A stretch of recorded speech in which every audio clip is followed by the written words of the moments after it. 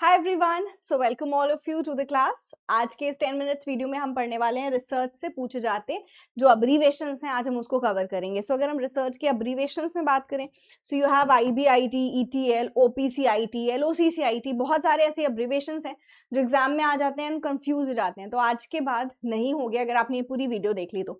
So we have already completed these many classes under our 10 minute series. अगर आपने नहीं देखी है तो make sure that you watch it.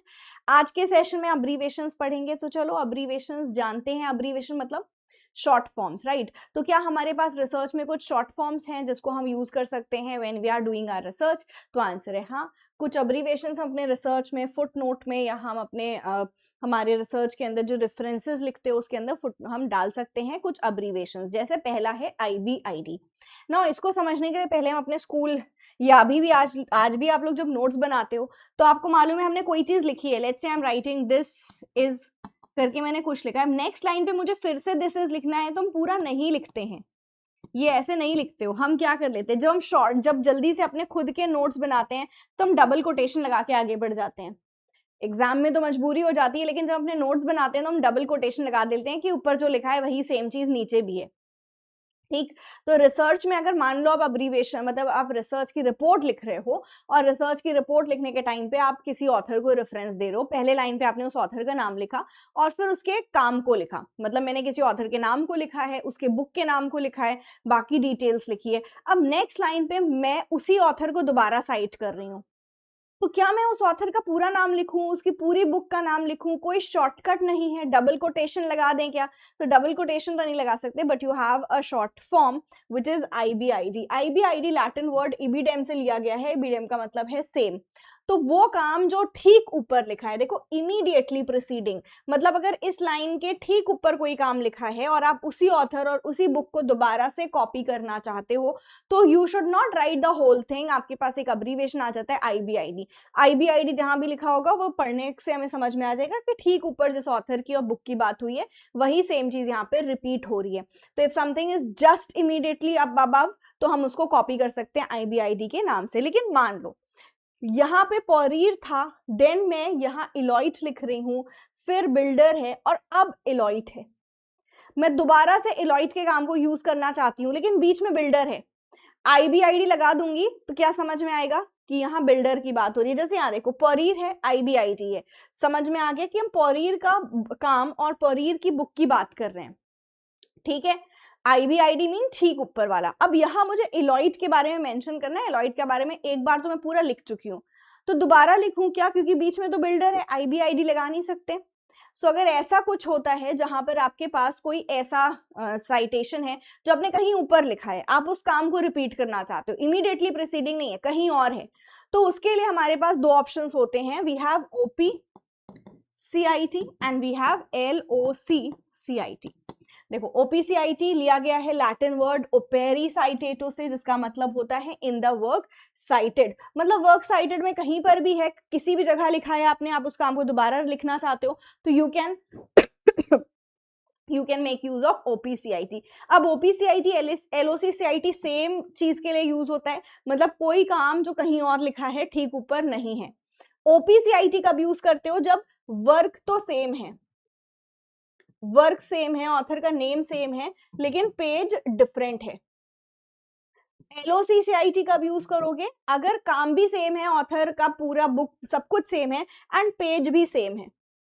मतलब इसके पहले भी आपने जो लिया था वो पेज नंबर लेट्स से 20 से लिया था, इस बार भी पेज नंबर 20 से ले रहे हो, पेज सेम है, LOCCIT। पेज डिफरेंट होगा तो OPCIT का यूज करोगे। अब इसको हम याद कैसे रखेंगे एग्जामिनेशन में? तो एक छोटी सी ट्रिक है।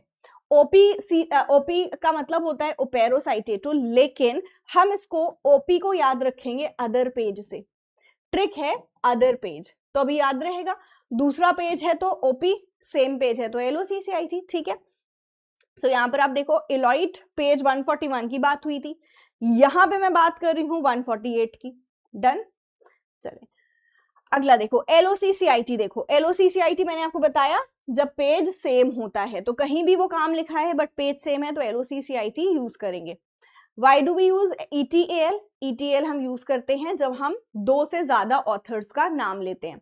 मतलब कोई ऐसा काम आप ले रहे हो जिसमें दो से ज्यादा ऑथर्स हैं, तो अब रूल क्या बोलता है, फर्स्ट ऑथर का नाम लिखो, सेकंड ऑथर का नाम लिखो, फिर थर्ड ऑथर का नाम लिखो। भाई 4 हुए तो 4 ऑथर्स का नाम लिखो, बहुत ज्यादा हो जाएगा।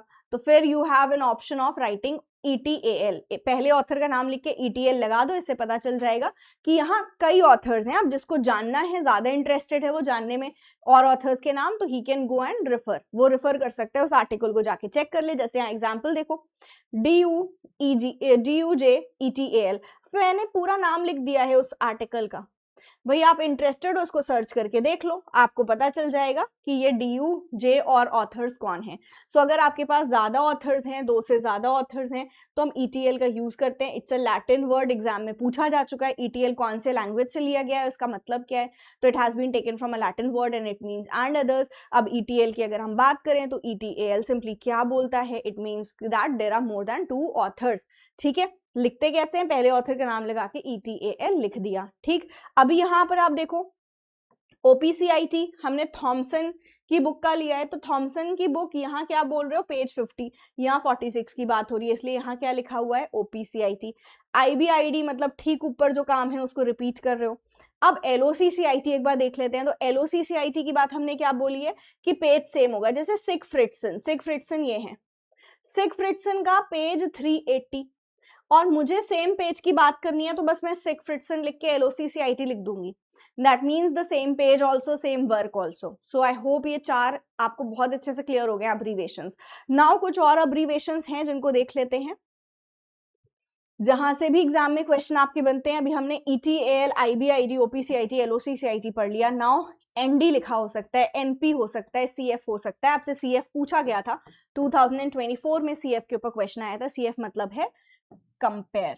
Now what is the meaning of NP? NP का मतलब होता है, कहीं भी NP लिखा है मतलब no publisher is there, self publish हुई है ये काम, मैंने बस इसको क्या किया है, कई बार हम ई बुक डाल देते हैं, तो वही चीज है कि देयर इज नो पब्लिशर, मैंने कोई पब्लिकेशन का नाम नहीं मेंशन किया है यहाँ पर, क्योंकि पब्लिशर का नाम हमको मिल नहीं रहा था। ठीक, ND लिखा है, नो डेट, की डेट नहीं गिवन थी। अब डेट नहीं गिवन है तो हमें ND लिखना पड़ेगा, पब्लिशर का नाम नहीं गिवन था उस काम में तो हमें NP लिखना पड़ेगा, राइट। तो this is your different abbreviations जो एग्जामिनेशन में पूछे जा सकते हैं। Now the question is end note, foot note. ठीक है, वो कौन सा एंड नोट या फुट नोट का टर्म है जो हम यूज करते हैं to repeat the title and the page number. Title भी पेज नंबर भी, ऑथर का नाम लिखते हो फिर सीधा LOCCIT लगा देते हो, जहां पे टाइटल भी सेम पेज भी सेम है ना। The right answer is LOCCIT। Now this is your homework. Abbreviation ND का क्या मतलब होता है, दिस इज योर होमवर्क। इसका आंसर आप लोग मुझे कमेंट्स में बताओगे। So yes, I hope this 10 minutes video have given you a concept clarity of the different abbreviations, जो काफी highly demanded topic भी था। So yes, मिलते हैं अगले 10 minutes video में, तब तक के लिए take care of yourself and yes, make sure that जो भी हमने 10 minute series करी हुई है वो सभी videos देख लो, बहुत important है आपके examination के लिए। हर एक वीडियो को मैंने बहुत स्पेशली क्यूरेट किया है इन उन मोस्ट आस्क्ड टॉपिक्स को ध्यान में रखते हुए जो आपके एग्जाम में हर बार आती हैं। So make sure that you watch all of them. Thank you so much. Have a great day ahead. Stay safe.